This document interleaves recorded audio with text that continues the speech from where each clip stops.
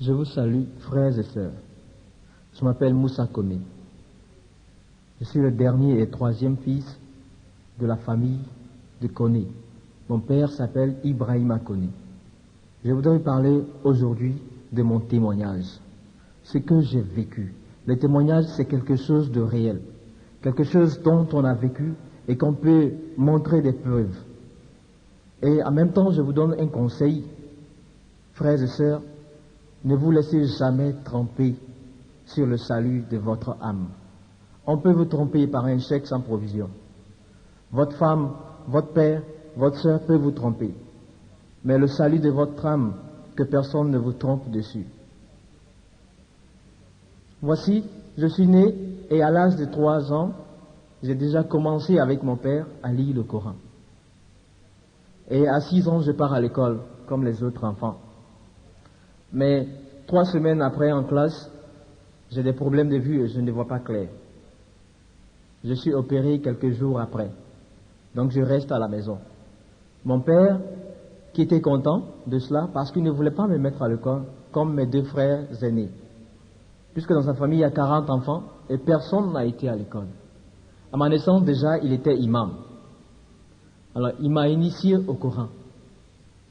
À la maison, tout ce que je faisais, c'était lire le Coran. Je lisais très bien et j'aimais vraiment lire le Coran.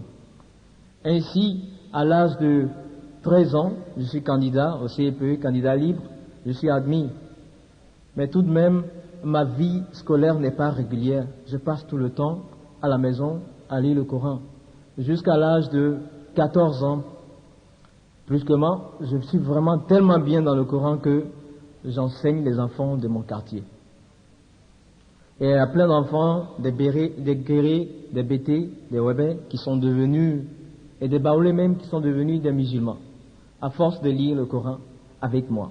Et tous les dimanches, je passais mon temps à enseigner le Coran aux enfants de mon quartier. Mais un jour, en lisant avec mon père, je lui ai posé la question de savoir, si ce soir, toi et moi, nous perdons la vie, est-ce que nous pourrions aller au paradis? Mon père m'a répondu dans toute sa sincérité. Il m'a dit, vraiment mon fils, je ne sais pas et je ne peux savoir parce que le Coran ne dit pas clairement si on peut entrer au paradis ou non. Alors j'étais très touché, mais mon père était sincère avec lui-même et avec son Dieu. Et avec moi, il était sincère. Il savait que je pouvais chercher aussi et trouver. Mais ça m'a beaucoup troublé, ce fait-là. Mais j'étais très initié au Coran et surtout à la lecture de certaines sourates. Et je voudrais toucher un passage, celui-ci, le fait que nous avions le pouvoir d'utiliser les versets coraniques pour faire d'autres choses. Par exemple, très jeune, à l'âge de 18 ans déjà, nous sommes partis un soir à Vridi. Il était 2 heures du matin, à l'emplacement actuel de la Cire, et il y avait des broussailles et du sable. Nous sommes assis dans le sable, et j'ai commencé à réciter le Coran avec les 2 autres personnes. Je récitais la sourate miracle, la sourate Yasin. Yasin wal Qur'an al-Hakim innaka laminal mursalin. Je récitais. Pendant 10 minutes après, il est apparu un être bizarre, à quelques mètres de nous. Et l'un de nous s'est détaché, le Adam en question, s'est détaché pour aller parler, converser avec cet être-là. Alors nous sommes là, j'ai continué toujours de réciter. Moi je ne savais pas ce qui se passait, mais on me disait simplement de réciter. À cause de mon habileté à la récitation du Coran, de la sourate Yasin, on me disait toujours de réciter. Et cet être qui est apparu a conversé avec Adam pendant 20 à 30 minutes. Et il est revenu. Et quand il est revenu, j'ai demandé à mon père, mais qu'est-ce qui se passe? Qui est celui-ci? Il m'a dit, c'est un esprit. Et tu verras ce que l'esprit là fera demain. Alors le lendemain, nous étions dans la cour. Vers 16 heures, nous avions fermé toute la cour. Personne n'y était. Nous étions 3. Nous avons ouvert une grande malle et nous avions commencé à prier, à réciter le Coran. Je récitais toujours Yasin et aussi la sourate Ayatul Kursi, celle qui dit Allah la ilaha illa huwa al-hayyu al-qayyum la takuzuhu sunnatu wa la nawm lahu. Je continuais de réciter et cet homme Adama a brusquement appelé le nom du Sénégal. Quand il a appelé le Sénégal, il y a des billets de banque entourés de plastique qui sont descendus d'en haut, à partir du Sénégal. Et ça tombait ça tombait. Je regardais, je voyais du ciel, ça tombait. Ça tombait, ça tombait, ça tombait. Et bientôt, la malle avait commencé à monter. Et aussi, il appelait brusquement, il appelait haute volta à l'époque. Et l'argent a commencé à tomber, des billets de 5 000. Tombait de là-bas, ça tombait du ciel. Et nous voyions, j'étais astonné, éterné. J'avais beaucoup peur, mais je voyais l'argent qui tombait. Et il a continué, et moi je continuais toujours de réciter la sourate, Ayatul Kursi. Et l'argent tombait. Il a dit maintenant Togo. Quand il a dit Togo, l'argent tombait. Et ça venait du Togo. Et brusquement, il a dit Ghana. Et quand il a dit Ghana, c'était le Sidis qui tombait. Alors on a dit, on n'a pas besoin de Sidis, arrête ça. Il a arrêté. Et voilà, bientôt la malle était pleine. Et d'où venait cet argent-là? Ça venait des banques de ces pays cités, avec le pouvoir des versets coraniques que nous utilisions. Imaginez-vous les comptables de ces banques-là. Demain, ils arrivent au service, il y a 2, 3, 4, 5, 10 millions qui sont manquants.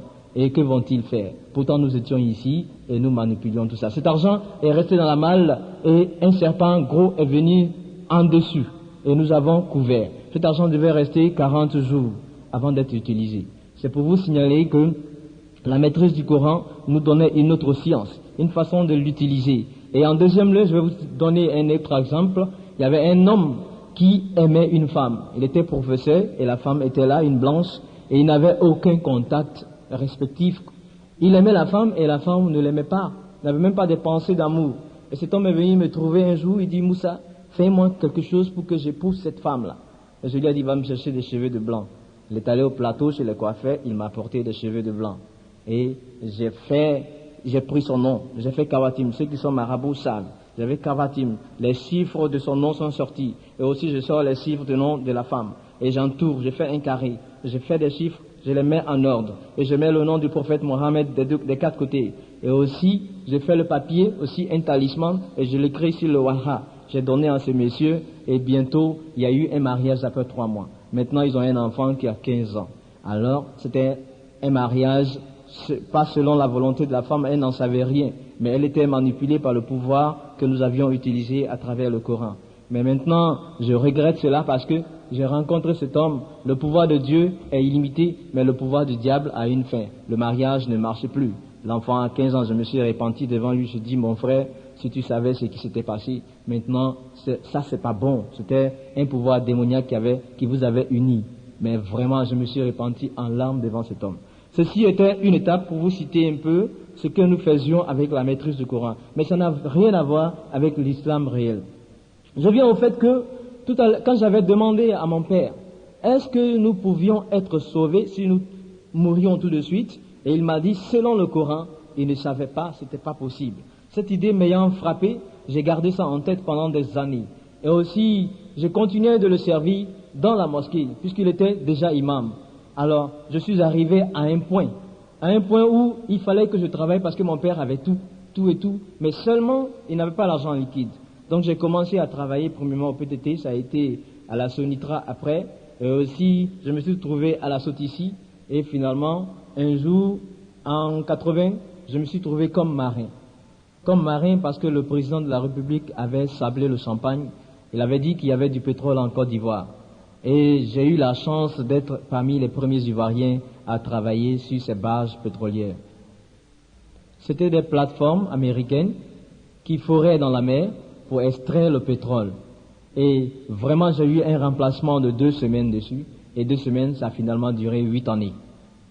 Bon, pendant ce temps, je me trouve déjà en 80. En 84 du moins.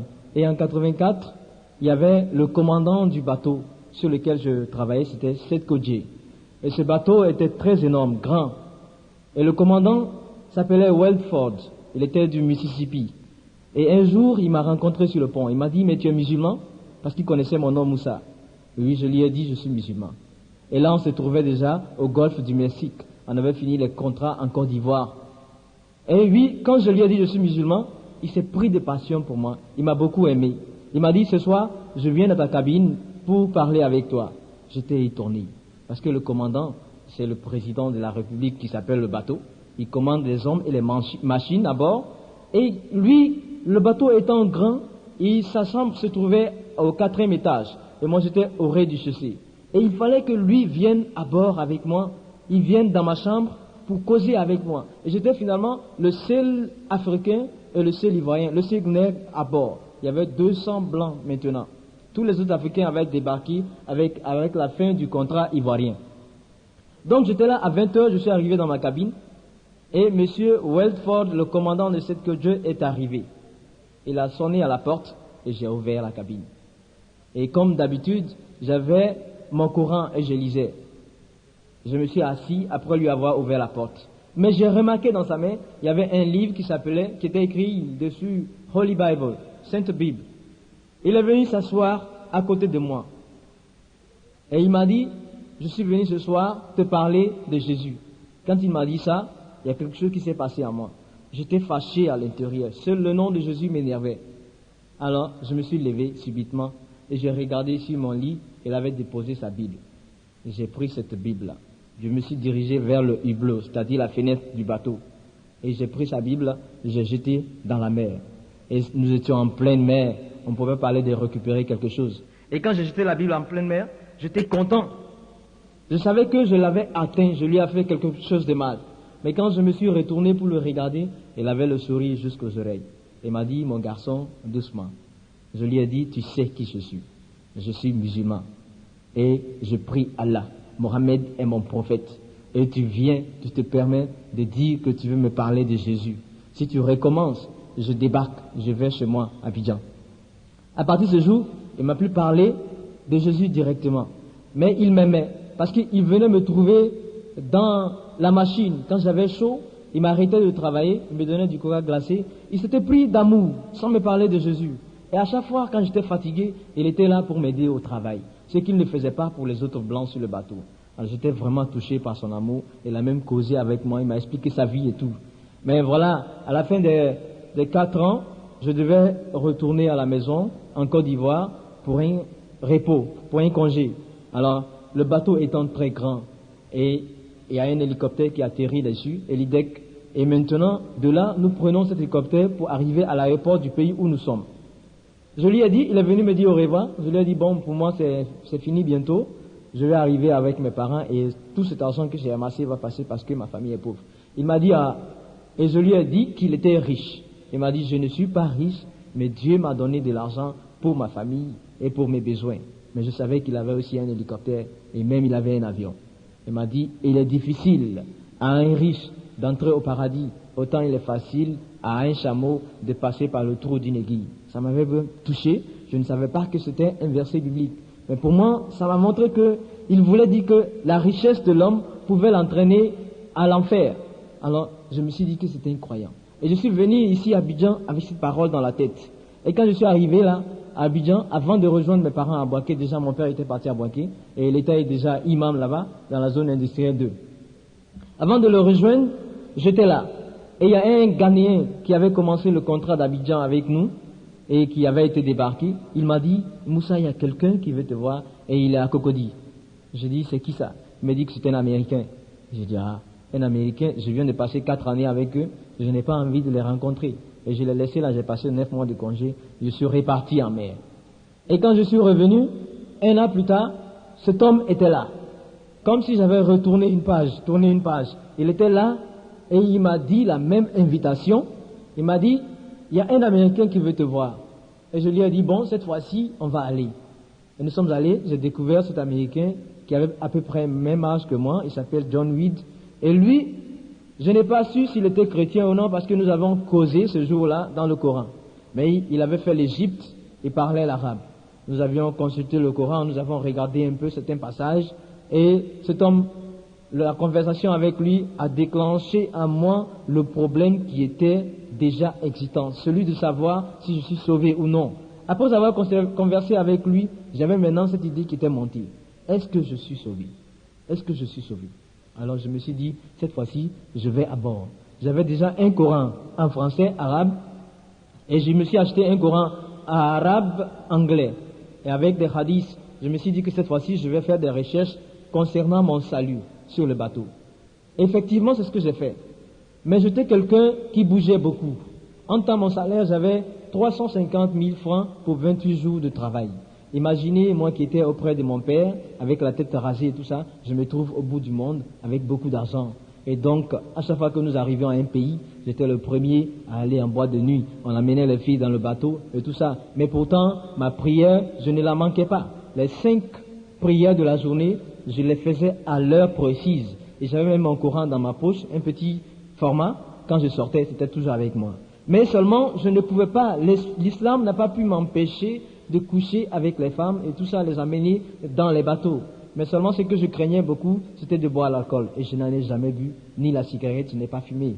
Maintenant, je me suis dit alors, concernant mon salut, je prends le Coran et je vais commencer à voir. Je suis préoccupé par ce salut et le premier verset que je trouve dans le Coran. Je vous rappelle, frères et sœurs, vous qui m'écoutez ce soir, je répète qu'il ne faut jamais qu'on vous trompe sur le salut de votre âme. Soyez trompés sur tout ce que vous voulez, mais l'âme ne revient pas sur la terre. Après la mort, c'est le jugement. Alors, il ne faut pas qu'on vous trompe. Et moi, j'étais décidé à vraiment trouver mon salut ou non. Le Coran comporte 114 sourates. Il y a 6247 versets environ, précisément. Maintenant, je vais vous dire, si vous contrôlez, si vous voulez faire des recherches, des versets que je vais citer, il faut regarder ces versets dans votre Coran, plus haut ou plus bas. Concernant mon salut, j'ai regardé dans la 100e sourate, les versets 6, 7, 8. Inna lisana lirabihi la kanudun, wa innahu ala zalika la shahidun, wa innahu li hubbil khayr la shadidun. C'est-à-dire, en vérité, l'homme est ingrat envers son Seigneur, lui-même en est témoin. Ça, le Coran me prouvait tout de suite mon état de péché. Il me dit que je suis ingrat envers Dieu, j'en suis témoin et Dieu le sait. Tout homme est pécheur envers Dieu. Voici la réalité qui m'était démontrée dans le Coran. Et je continue, ça ne m'arrange pas, ça ne me prouve pas que je suis sauvé. Au contraire, ça me montre que je suis pécheur. Alors je continue de chercher, je trouve dans la 101e sourate. Faman ya'amal miskala zaratin kayra yarahu wa man ya'amal miskala zaratin shara yarahu. C'est-à-dire, celui qui aura fait des œuvres pleines dans la balance aura pour demeure le paradis. Mais celui qui aura fait moins de bonnes œuvres aura pour demeure le fossé. Qui te dira ce que c'est que le fossé? C'est le feu ardent. En un mot, voilà. Premièrement, dans la 100e sourate, le Coran me convainc comme étant pécheur. Et maintenant, dans la 101e sourate, il me dit que mes péchés seront comptés. Il y aura un système de balance qui pèsera les bonnes actions. Et celui qui a plus de bonnes actions ira au paradis. Celui qui a moins de bonnes actions, qui a plus de péchés, ira en enfer. Ça me dit, mais mon Dieu, si je suis pécheur déjà, comment pourrais-je faire plus de bonnes actions qui pourraient m'amener au paradis? C'est quelque chose qui ne m'a pas donné la solution de mon salut, mais je ne me décourage pas ce jour, je continue de chercher. Et je regarde dans la 102e sourate, les versets 6, 7, 8. La tarauna al-jahima, summa la tarawunaha ayna al-yakin, summa la tusi'aluna yawma izin ayna aimin. C'est-à-dire, vous verrez l'enfer, vous verrez certainement l'enfer et vous rendrez compte de vos bienfaits sur cette terre. Alors, je me dis, voilà. Encore un verset qui me dit, je vois l'enfer. Or, j'étais pourtant comme quelqu'un qui cherchait une échappatoire, qui cherchait un point précis comme salut. Mais après m'avoir montré mon état de pécheur dans la 100e sourate, il me dit que mes péchés seront pesés sur la balance. Si je fais plus de bonnes actions, j'irai au paradis. Et si je fais de mauvaises actions, j'irai en enfer. Mais mon état pécheur me permet-il de faire des bonnes actions au point de surpasser les mauvaises? C'est-à-dire que je dois savoir chaque jour mes actions. Si je fais une mauvaise action, je dois la surpasser par de bonnes actions. Mais est-ce que je peux le faire? Mais pourtant, ça ne m'a pas découragé, j'étais très touché, mais cela n'était pas la solution. Quelque chose me disait toujours, continue de chercher dans le Coran. Et je regarde dans la 107e sourate, et dit ceci, Fawailu lil musalina, alazina hum an salatihum sahuna, alazina hum yurauna, wa yamunauna almauna. C'est-à-dire, malheur à ceux qui font la prière négligemment. Je savais que moi, je faisais les 5 prières, pendant le temps où je vivais, mais je ne sais pas. J'étais déjà à l'âge de 35 ans, je me demandais si depuis ma naissance, j'avais pas déjà sauté beaucoup de prières. Et le verset me dit, malheur à ceux qui font la prière négligemment. C'est-à-dire que sur la balance, la prière a une grande importance. Et si tu manques déjà 1 heure de temps, si tu te dis, je suis fonctionnaire, il me faut pas le temps de prier en ce moment-ci parce que je travaille, et après je vais accumuler les prières le soir, c'est encore plus grave. Donc malheur à ceux qui font la prière négligemment. Tout cela ne me donnait pas un point de salut. Et je continue de chercher. Maintenant je regarde dans la 11e sourate, le verset 120. 11e sourate, verset 120. Il dit ceci: si Dieu avait voulu, il aurait fait de toutes les nations un seul peuple, mais il ne cesserait de différer entre eux. La parole de Dieu, la volonté de Dieu doit s'accomplir quand elle dit: je remplirai l'enfer d'hommes et de djinns à la fois. Voici ici un verset qui est très poignant. Ce verset m'a fait couler des larmes. Dieu a décidé de remplir l'enfer d'hommes et de génies à la fois, parce que il dit, si Dieu avait voulu, il aurait fait de toutes les nations un seul peuple. C'est pour ça que nous sommes de différentes religions, nous sommes de différentes nations, parce que Dieu a déjà sa promesse, celle de remplir l'enfer d'hommes et de génies à la fois. C'est déjà une promesse. Comment pourrons-nous échapper à cela? Mes frères et mes sœurs, c'était dans l'angoisse que je voyais ces versets-là, cherchant mon salut comme un homme malade, mais je ne trouvais pas le remède nécessaire avec le Coran. Mais tout de même, le lendemain, je suis revenu avec le Coran. Le soir, j'ai regardé dans la 19e sourate, le verset 71 d'abord, ensuite le verset 72. Wa inna minkum ila wariduha kana ala rabbika khatima makidian sumanunaji ala zina ataku wa nazaru zalimina fiha jisian. Il n'y aura aucun d'entre vous qui n'y soit précipité. Puis l'on sauvera ceux qui craignent Dieu et les méchants vont rester à genoux. Voilà ce que dit les deux versets 71 et 72. Il n'y aura aucun d'entre vous qui n'y sera précipité. Tout le monde y doit aller. Tout le monde doit aller dans l'enfer. Pourquoi? Parce que s'il y a un système de balance qui pèse tes bonnes actions, si tu dois aller au paradis, mais tes péchés qui ne t'ont pas pardonné, tu dois entrer dans l'enfer pour épurer cela. Même si c'est pour 1 minute, tu le passeras pour que tes péchés soient payés là-bas. Mais mon Dieu, c'était pas gai. Tout le monde doit entrer dans l'enfer. Il n'y aura aucun d'entre vous qui n'y soit précipité. Vous pouvez regarder, c'est vraiment dans l'angoisse que je voyais ce verset. Pourquoi? Parce que si tout le monde doit aller, et puis il dit, puis nous sauverons ceux qui craignent Dieu et les méchants vont rester à genoux. Ceux qui craignent Dieu sont ceux qui vont à la Mecque, qui font la prière, qui font les aumônes, qui font le jeûne et qui récitent le credo. La ilaha illallah Muhammad Rasulullah. Voici ceux qui craignent Dieu. Mais quand ils vont entrer dans l'enfer pour trouver quelqu'un qui a été Abidjan le criminel, celui qui a fait les hold-up, lui sait que sa destinée c'est l'enfer. Son séjour c'est l'enfer. Mais nous qui avons essayé de ranger nos vies, qui avons essayé de pratiquer la religion, quand je vais descendre en enfer, même pour 1 seconde, pour trouver le bandit, le criminel, il va me dire, toi aussi tu es venu ici, pourtant tu dirigeais les prières dans la mosquée avec ton père. Alors, voici un verset qui n'est pas vraiment rassurant. Mes frères et mes sœurs, j'ai regardé dans les 5-14 sourates, je pourrais vous en citer plus. Il n'y a aucun verset qui dise avec certitude, tu vas entrer au paradis. Aucun verset qui dise avec certitude, tu vas entrer au paradis. Il y a 114 sourates et aucun verset ne nous donne le salut. C'est impossible. J'ai été très touché ce jour-là. J'ai fermé le Coran et je suis allé me coucher. Mais vraiment avec la peur dans l'âme. Le lendemain, il y avait un autre problème qui tournait dans ma tête. Celui de voir, pendant que j'étais à Abidjan, il y a eu des chrétiens qui ont tenté de m'annoncer leur évangile. Et plusieurs fois, je leur crachais sur le visage et je leur disais ceci, votre Bible que vous avez est falsifiée, corrompue et tordue.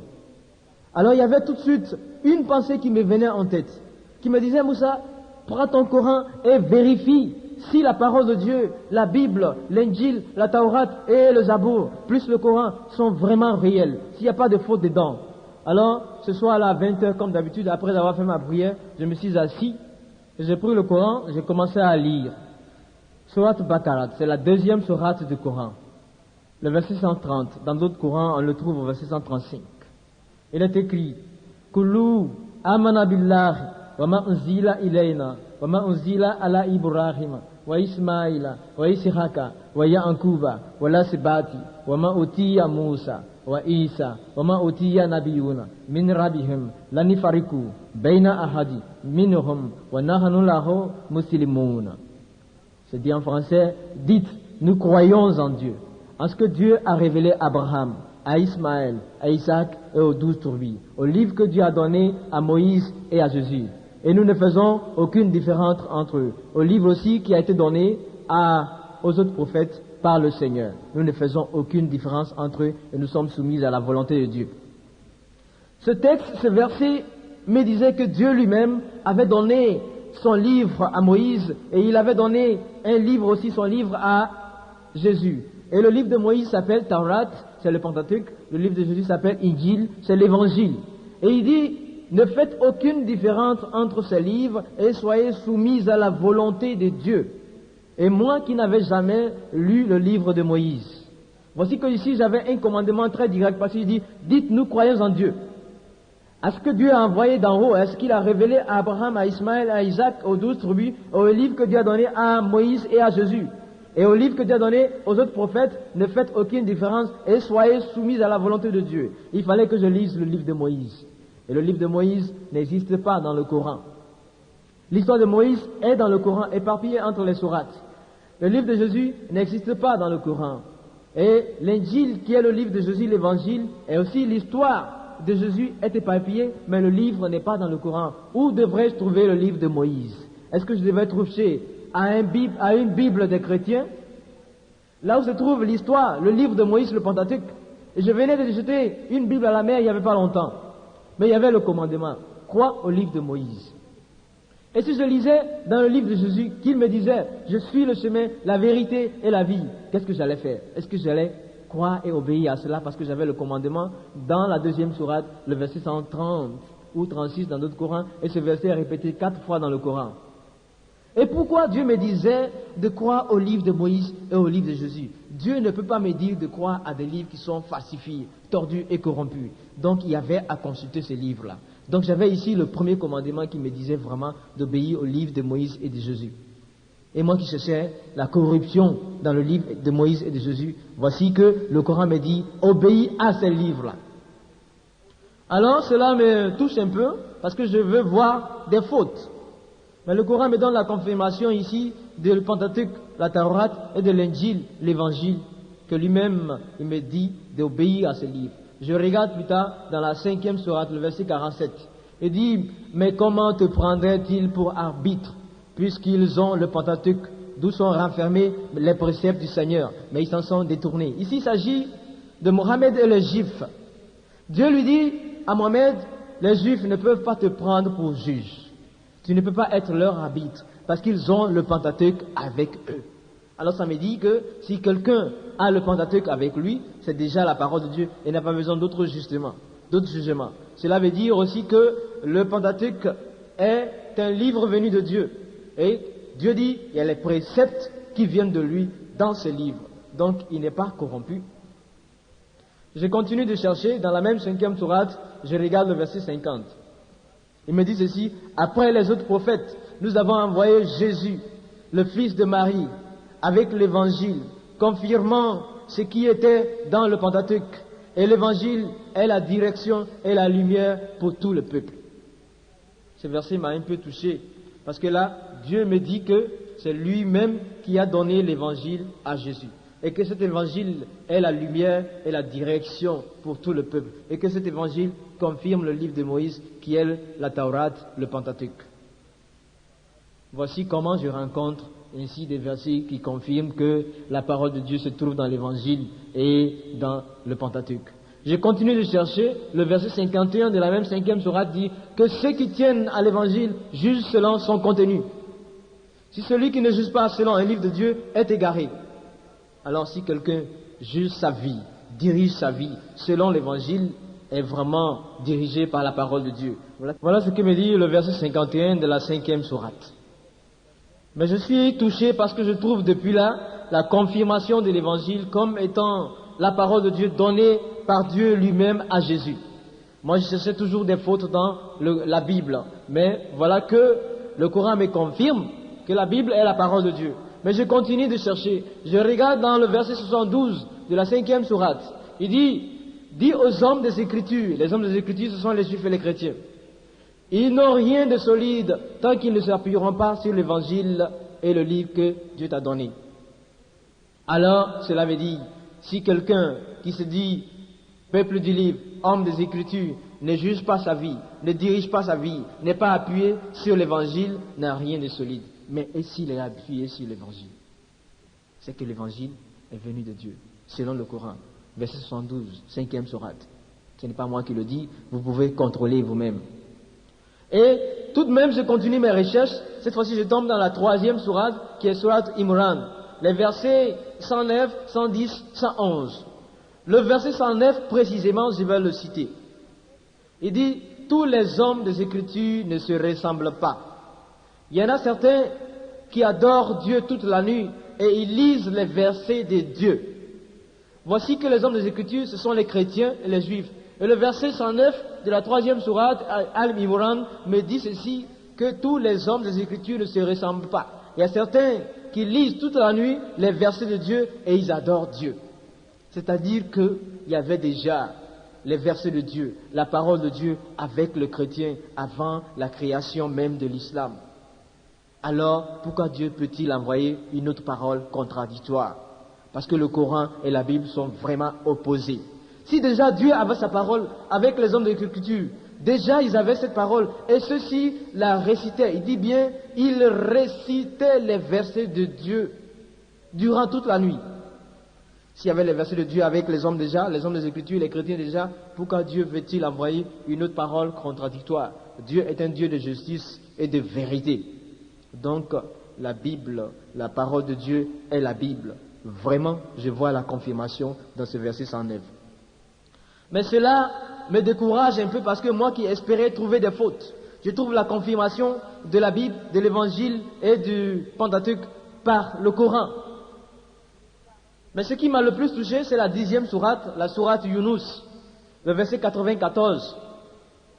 Il dit ceci, فَإِن كُنْتَ فِي الشَّكِّ مِمَّا أَنزَلْنَا إِلَيْكَ فَاسْأَلْ الَّذِينَ يَقْرَؤُونَ الْكِتَابَ مِنْ قَبْلِكَ لَقَدْ جَاءَكَ الْحَقُّ مِنْ رَبِّكَ فَلَا تَكُونَنَّ مِنَ الْمُمْتَرِينَ. Si tu es dans le doute, demande à ceux qui ont reçu les Écritures venues avant toi. La vérité de la part de ton Seigneur est descendue sur toi. Ne sois pas de ceux qui doutent. Ce verset s'adresse directement au prophète Mohammed, paix à son âme, fondateur de l'islam.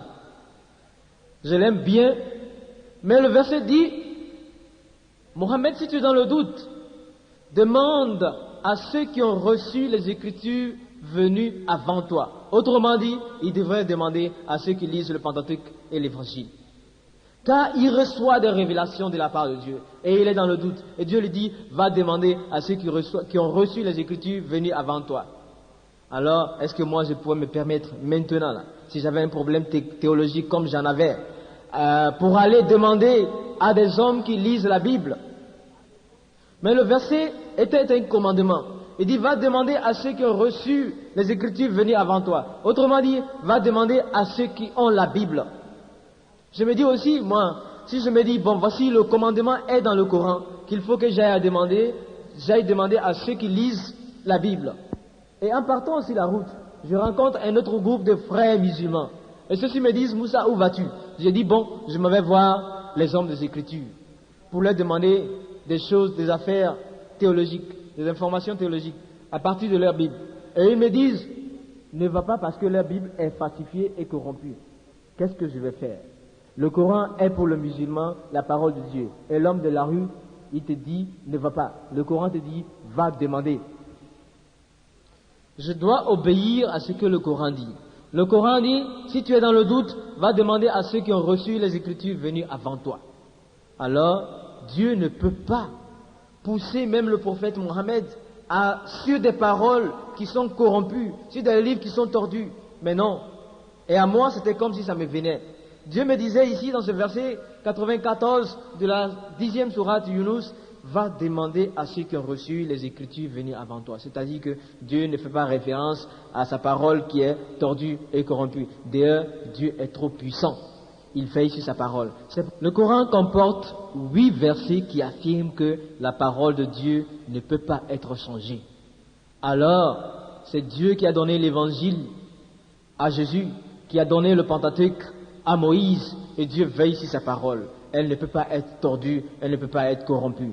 Aucune partie du Coran ne dit que la Bible a été effacée et tordue. Mais seulement il y a une partie où le Coran affirme que les Juifs ont tordu la parole de Dieu par leur langue. Quand Mohammed le prophète avait référence à eux, leur demandait de lui dire des choses qui étaient dans le Pentateuque. Et il ne déroulait pas tout le parchemin.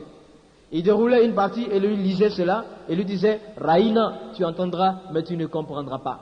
Mais une partie du Coran ne dit que la Bible a été falsifiée. C'est l'homme de la rue qui dit. Mais il est clair, il faut faire des recherches. Il ne faut pas se baser sur la parole d'un homme, d'un marabout ou d'un imam. Il faut consulter le livre. Il faut consulter la parole de Dieu pour voir clair dans le salut de son âme. Et là, j'étais face à cette parole dans le Coran qui me confirmait que la Bible est la vérité. Moi qui cherchais des fautes dedans, j'étais déçu. Mais vraiment, il n'y avait rien à faire. La Bible est la vérité, confirmée par le Coran. Alors tout de suite, je me trouvais à un point où je devais faire un résumé. J'étais déjà à 6 mois de recherche dans le bateau. Et là, je ne pouvais plus sortir, aller en boîte de nuit avec les autres personnes. Et j'étais passé de 80 kilos à 60 kilos. Parce que je m'esgrissais. Je cherchais mon salut. J'ai trouvé dans le Coran qu'il n'y a pas de salut réellement pour le Coran, pour le musulman, pour celui qui s'adapte au Coran. Il n'y a aucun verset qui ne lui dise « tu peux entrer au paradis ». Ça n'existe pas. Et j'ai voulu voir aussi si la Bible était falsifiée et corrompue. J'ai regardé dans le Coran m'a répondu par 8 fois qu'il y a 8 versets qui disent « la parole de Dieu ne peut pas se changer ». Et donc, j'ai trouvé même dans le Coran la vérité de la Bible, de Pentateuque et de l'Évangile. Il y avait 2 points déjà de précis dans mes recherches. Je suis retourné un soir dans la cabine. Je me suis dit, maintenant il y a un problème. Celui qui est l'objet de controverse entre les religions, c'est Jésus. Les chrétiens me disaient qu'il était le Fils de Dieu. Pourtant le Coran me disait, Lam yalid wa lam yuladi. Il n'a point enfanté, il n'a point été enfanté. Dieu n'a pas d'enfant. Dieu a-t-il pris une femme pour faire un enfant? C'est un blasphème. C'est ce que nous croyons et nous ne pouvions pas accepter en tant que musulmans. Or, réellement, quelque chose me disait qu'il fallait chercher et comprendre qui est la personne de Jésus. Je regarde dans la 19e sourate. 19e sourate, là où sa naissance est annoncée et faite. Dans le verset 16 et 17, il dit ceci, nous envoyâmes notre esprit qui prit une forme humaine devant Marie.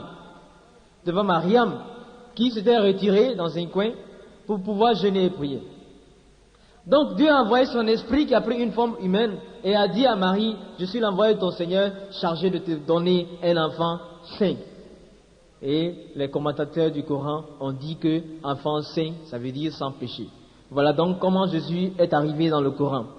Et aussi je voulais voir concernant ce même Jésus, j'ai découvert dans les 114 sourates que vraiment il était cité 5 fois, avec 5 titres différents au-dessus des autres. Le premier titre est le Messie. Le deuxième est le fils de Marie parce qu'on ne connaît pas le nom de son père humain. Alors on l'appelle le fils de Marie. Alors, au lieu d'appeler comme le prophète Mohammed, on dit Mohammed ibn Abdallah, fils d'Abdallah, mais lui on l'appelait Ibn Maryam. On l'appelait aussi l'apôtre de Dieu. On l'appelait aussi Ruhullah, c'est-à-dire esprit de Dieu.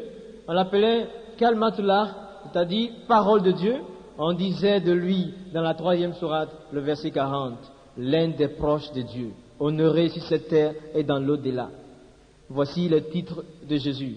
Et il ne lui était donné aucun péché dans les 114 sourates. Aucun péché ne lui était attribué.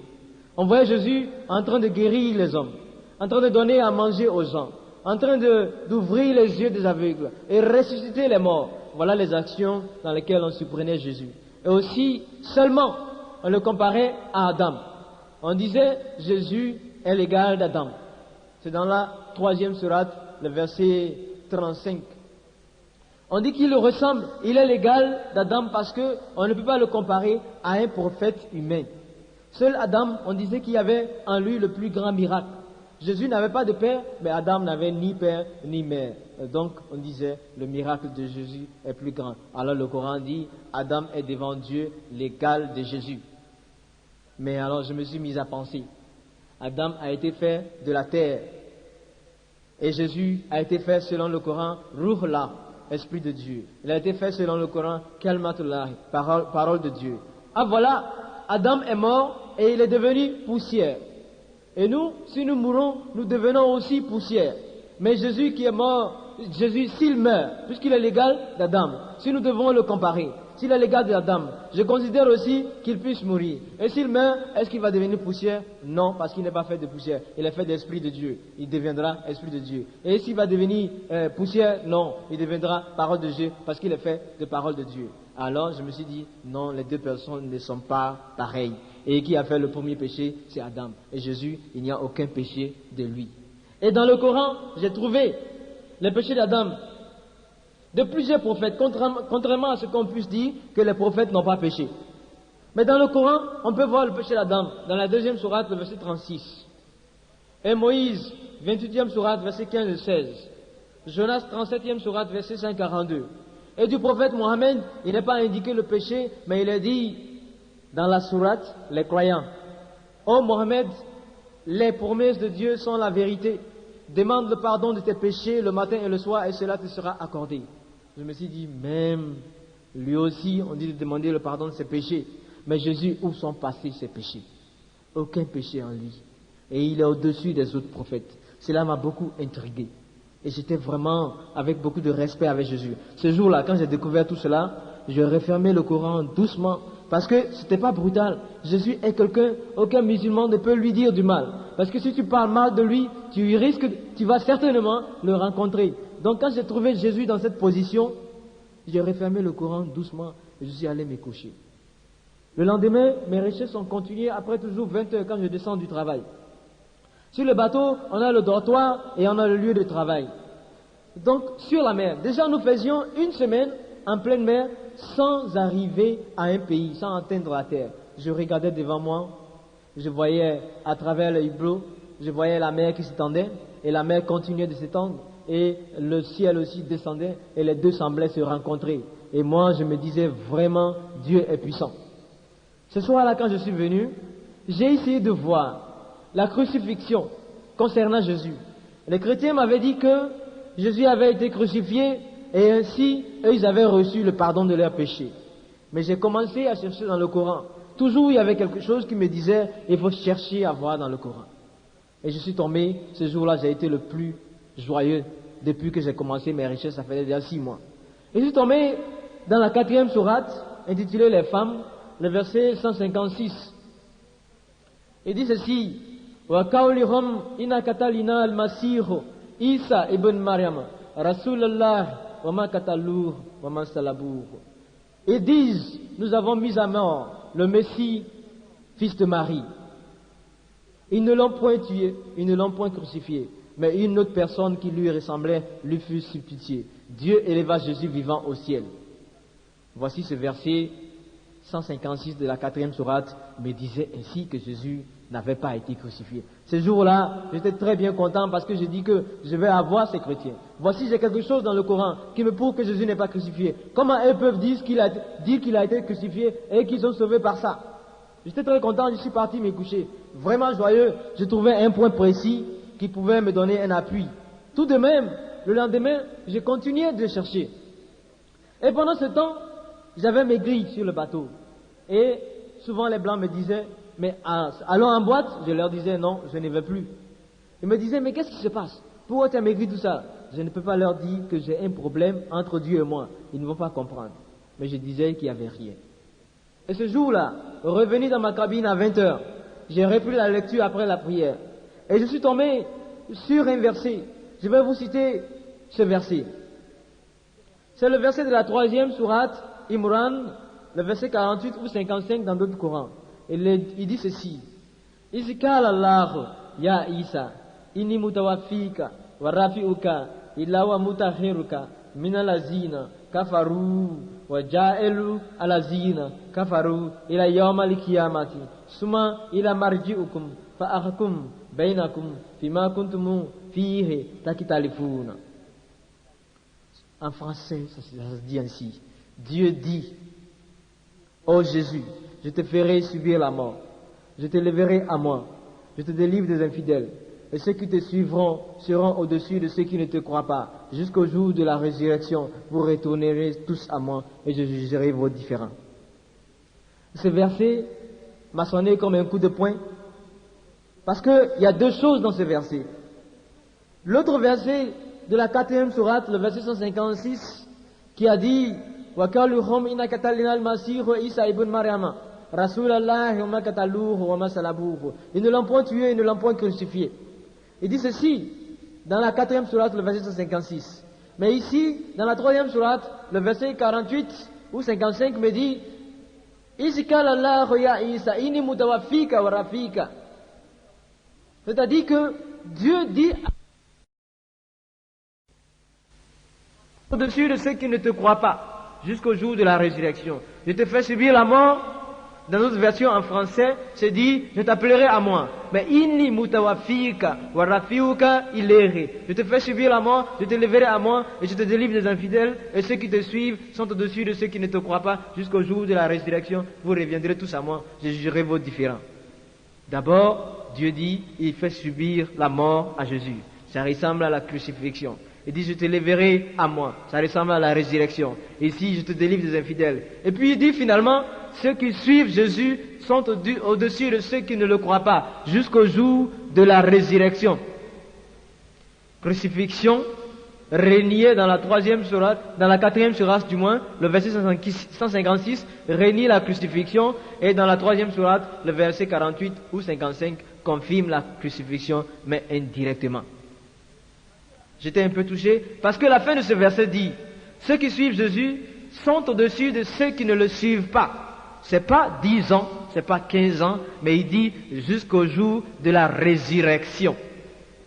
C'est-à-dire que le temps de Jésus semble là, dans ce verset, illimité.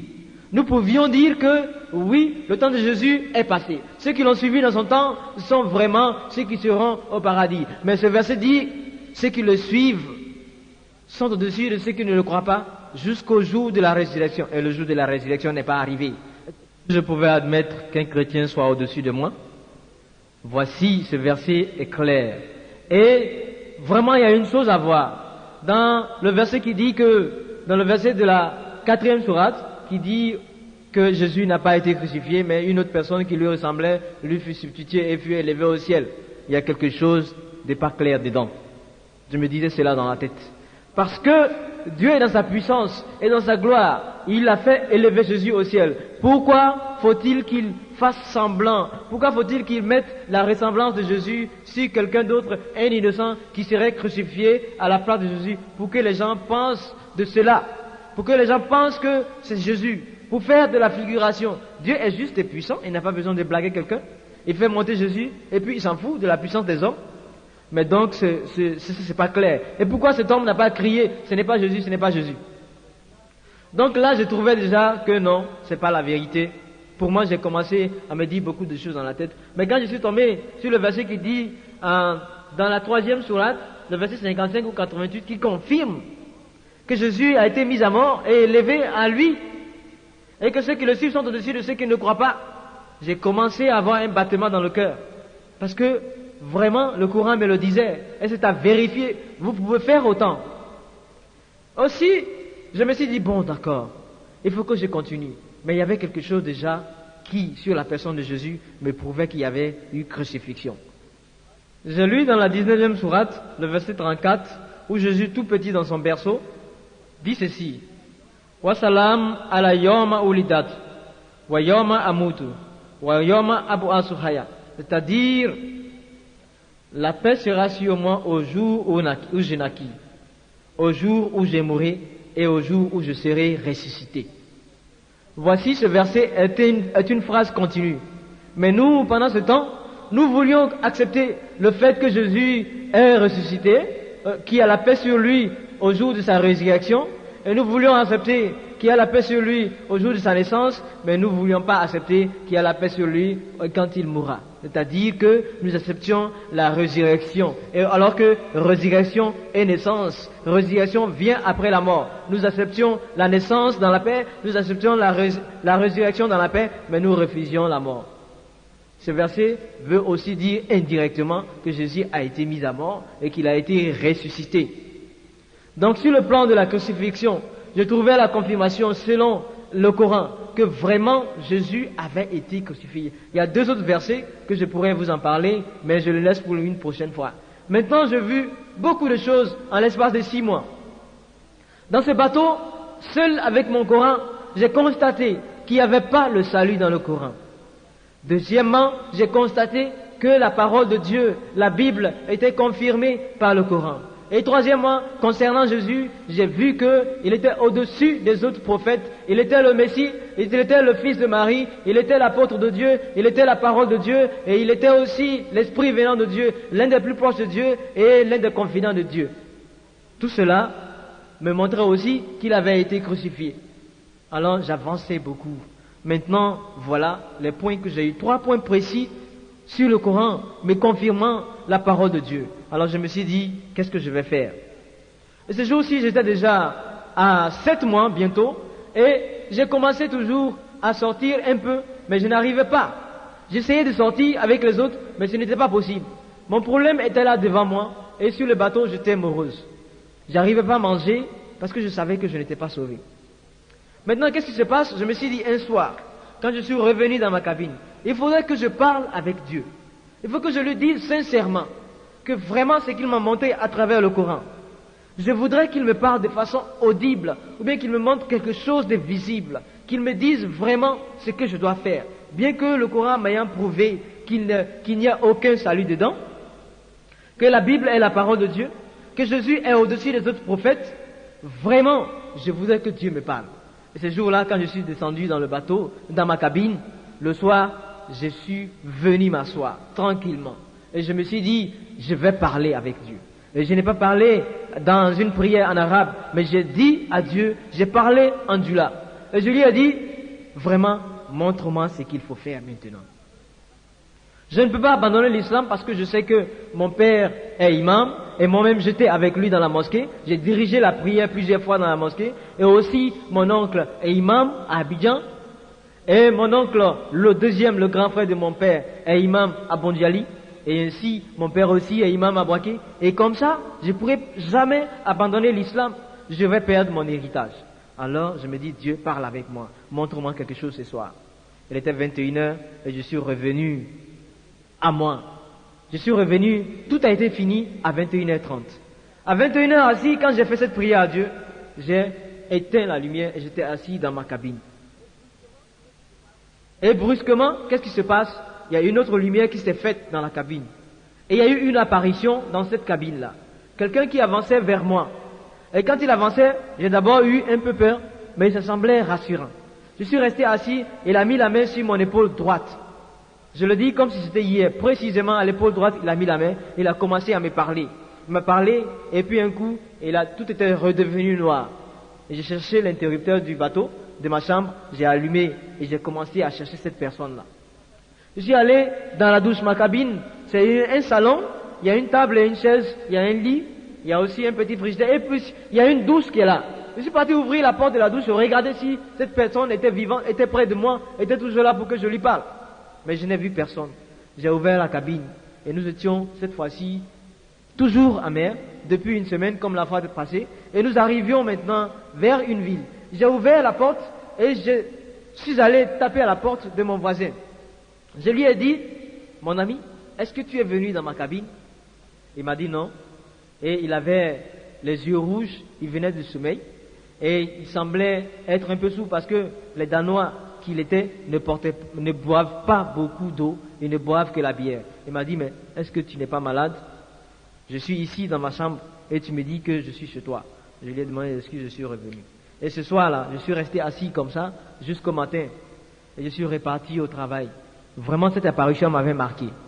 Et quand je suis revenu, à 18h, après manger et prière, je me suis rassis, j'ai dit, bon, je vais refaire cette demande à Dieu et je vais voir ce qui va se passer cette fois-ci. Et j'ai prié, j'ai parlé avec Dieu en djoula. J'ai dit encore, montre-moi qui tu es, dirige-moi maintenant. Alors j'ai pris mon Coran comme d'habitude et j'ai commencé à réciter la sourate Yassine. Je ne savais pas qu'il ne fallait pas mettre Dieu au défi. Si tu veux défier Dieu, il va te montrer cela.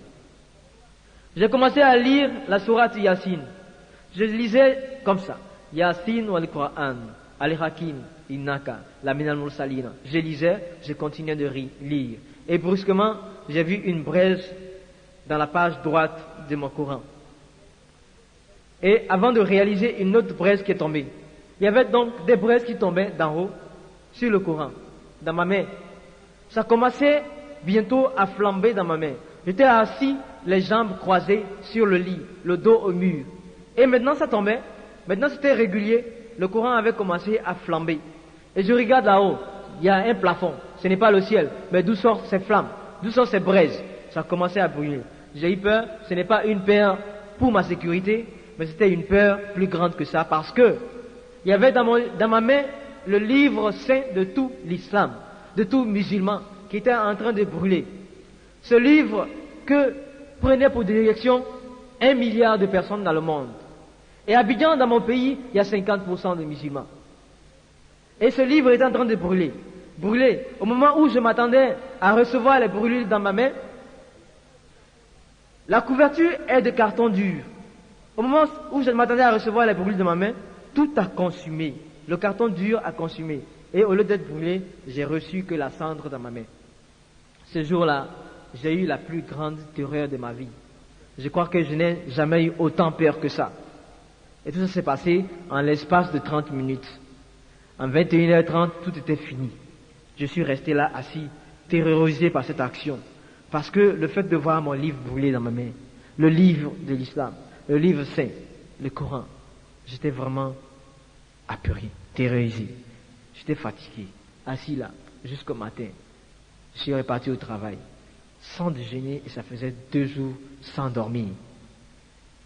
Et cette fois-ci, je me suis dit, le soir là, je ne vais plus rien demander à Dieu parce que j'avais peur de recevoir quelque chose de plus terrorisant que ça. Je n'ai rien dit. Je suis venu aussi, j'avais peur de dormir parce que dans le sommeil, je pourrais avoir un rêve où j'allais voir quelque chose. Donc je n'ai pas dormi.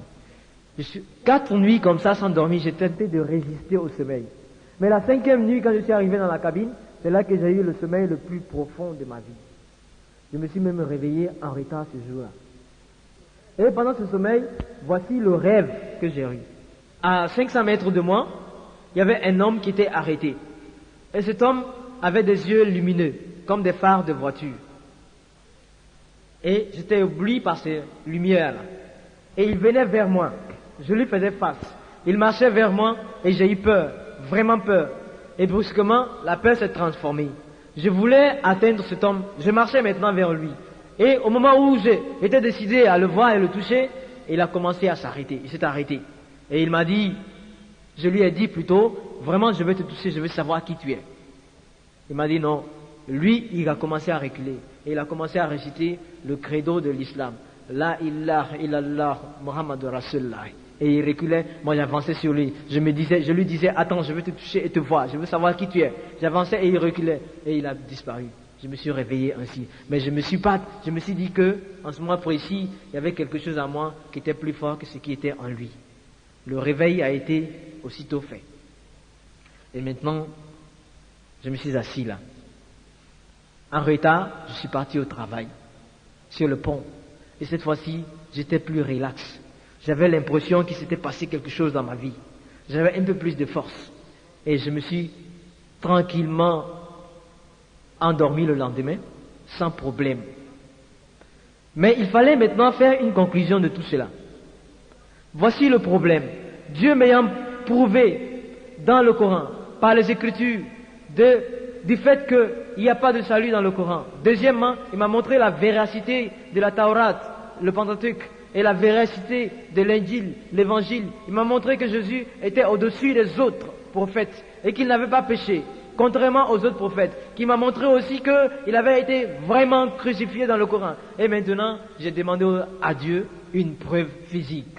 Il m'a montré par une force dont je ne comprends pas la brûlure du Coran après être venu par un être me parler.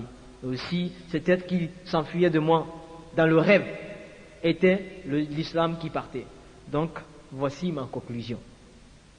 Je suis arrivé alors au point d'accepter Jésus. Mais ça se terminait avec 8 années de contrat sur le bateau. En ce moment précis, mon contrat expirait. Donc je devais débarquer. J'ai débarqué définitivement. Et je suis revenu à Abidjan, où j'ai rencontré à Cocody ce missionnaire qui avait parlé avec moi au départ. Il s'appelle John Weed. Je lui ai dit, mon frère, je suis revenu. Sans lui donner des comptes rendus précis, si ce qui s'est passé, je lui ai dit, je vais accepter Jésus maintenant. Et c'est le jour où je l'ai accepté. Et nous avons prié ensemble. Prié de façon vraiment très bien. Pour une première fois, j'avais l'impression que j'avais un dialogue avec Dieu. Je sentais quelque chose qui sortait en moi. Je confessais mes péchés et c'était un dialogue très profond. J'ai parlé de tout ce que je ne pouvais pas dire. J'ai parlé comme si j'aimais Dieu. Et nous avions prié ensemble. C'était formidable. C'était la repentance. Et j'étais joyeux. Je suis sorti de sa maison ce jour-là. Je me dirigeais vers la porte de Cocody, où il y a un kiosque à journaux, Fraternité Matin, et il y a un Sénégalais qui vend des journaux là.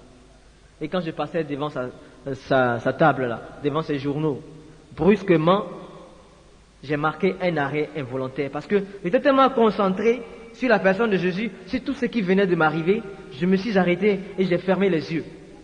Sans savoir que cet homme, l'arrêt brusque avait attiré son attention. J'ai fermé les yeux et j'ai vu comme dans un film de vidéo, défiler devant moi certains péchés. Des péchés les plus graves de ma vie. Les péchés dans les boîtes de nuit avec les femmes. Les péchés sur le bateau avec les femmes. Et même je voyais 7 autres actes où l'argent tombait d'en haut. Tout cela, j'ai vu en quelques 2 minutes beaucoup de péchés de ma vie. Et c'était formidable. J'ai ouvert les yeux. Et maintenant, je me suis rendu compte qu'autour de moi, il y avait déjà un attroupement. Mon arrêt brusque avait attiré l'attention des gens. Et le vieux Sénégalais m'a demandé, qu'est-ce qui se passe? Je lui ai dit, c'est Jésus. Il ne pouvait pas comprendre. J'ai continué de marcher. Et il disait aux autres personnes derrière, il y avait 10 à 8 personnes qui étaient là. Il leur disait certainement que je suis fou. Mais moi, je savais qu'il y avait le Seigneur qui était dans ma vie. Mon frère, je veux te dire une chose, comme je l'ai dit au départ. Le salut de l'homme, on ne se trompe pas dessus. Ton salut à toi. Ne te fie pas à la parole d'un imam. Ne te fie pas à la parole d'un marabout, ni à autre personne. Mais toi-même, prends le Coran. Prends ta parole et scrute. Cherche comment tu peux être sauvé. Mais je te dis une chose, mon frère. Abdoulaye, ou Youssouf, ou Maïmouna, cherchez votre salut. Ne vous basez pas, ne vous dites pas que c'est parce que mon père est musulman. C'est parce que mon père est déjà dans l'islam. Je suis né dedans que je vais y rester. Mais est-ce que je suis sauvé? Voilà ce qu'il faut se demander. Est-ce que je suis sauvé? Est-ce que si je meurs aujourd'hui, je vais entrer au paradis avec certitude? C'est ce qu'il faut essayer de savoir.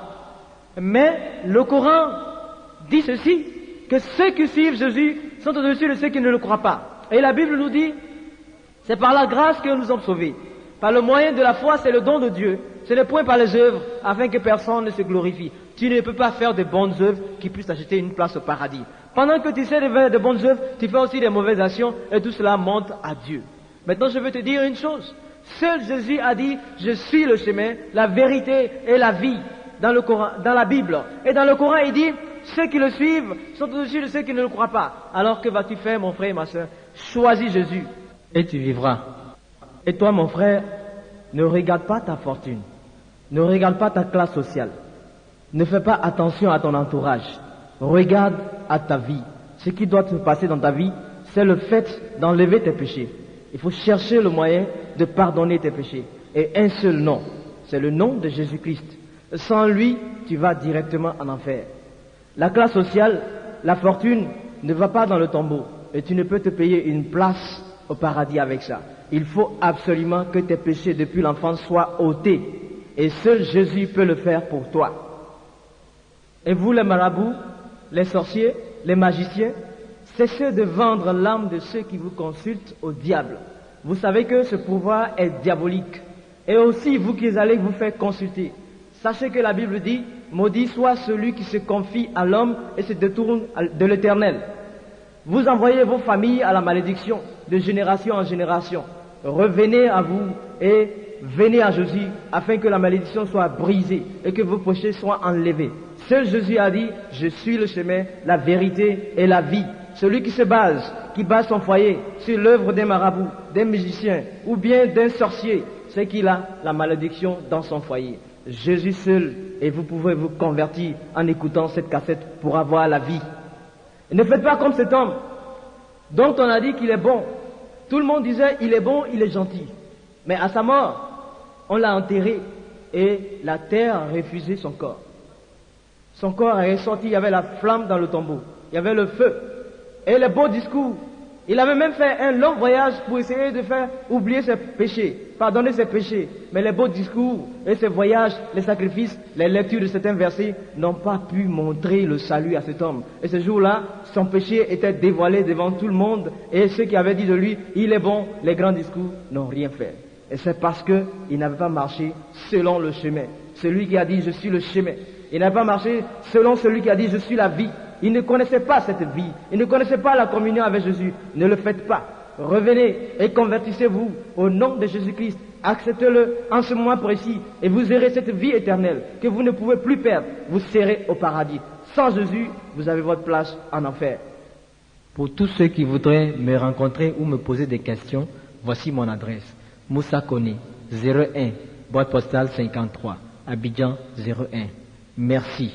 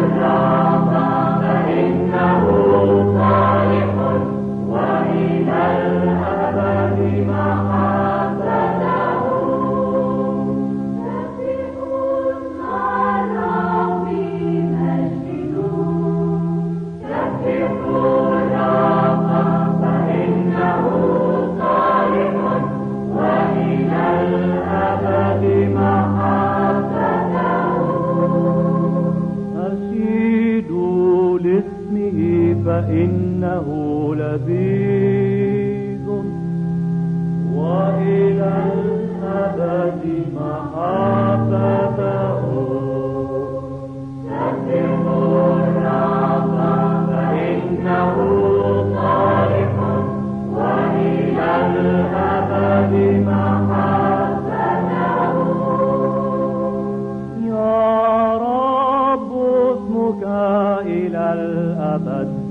جزيل فزيل سبحوا الرب فإنه صالح وإلى الأبد محبته باركوا الرب يا شعب الله أيها المتقون للرب هللويا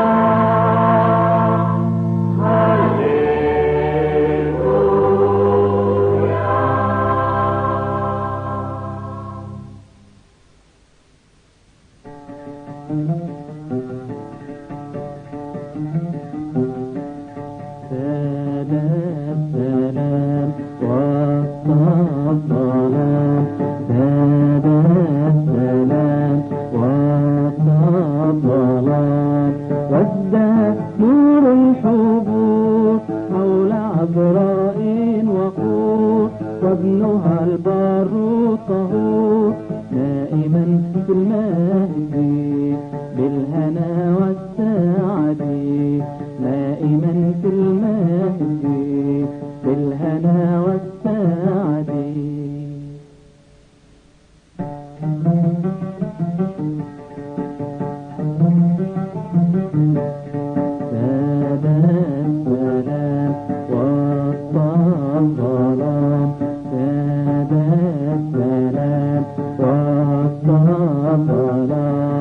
والرعاة الأتقياء سامعوا صوت العلاء منشدا لحن السماء المسيح جاء المسيح جاء المسيح جاء المسيح جاء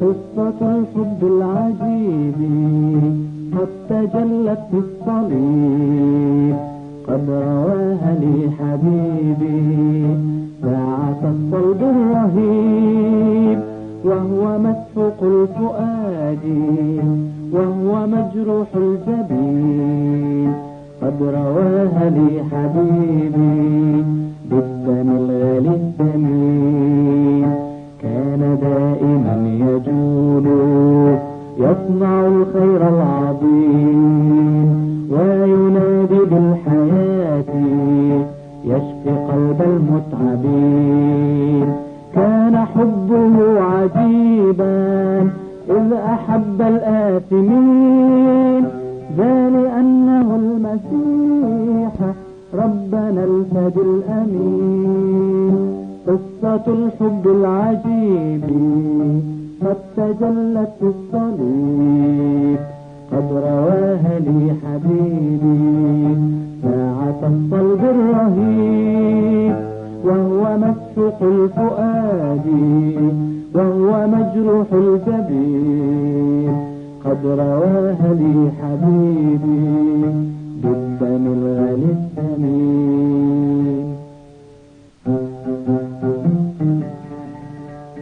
بينما الحب يطول كان فكر الحاقدين كيف يقتل المسيح إذ أحب المذنبين حتى تنتهي الرواية ينطفي النور المبين عذبوه طالبوه قاتلوا الفدي الأمين قصة الحب العجيب قد تجلت بالصليب قد رواها لي حبيبي ساعة الصلب الرهيب وهو مسحوق الفؤاد وهو مجروح الجبين قد رواها لي حبيبي بالدم الغالي الثمين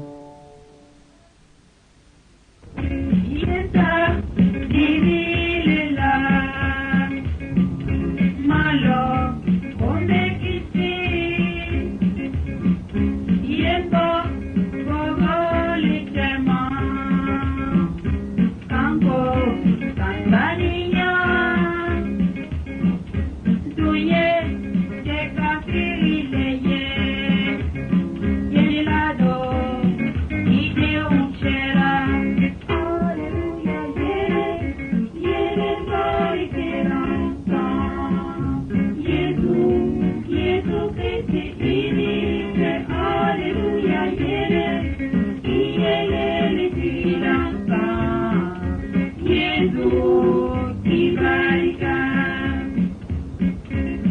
耶，耶路耶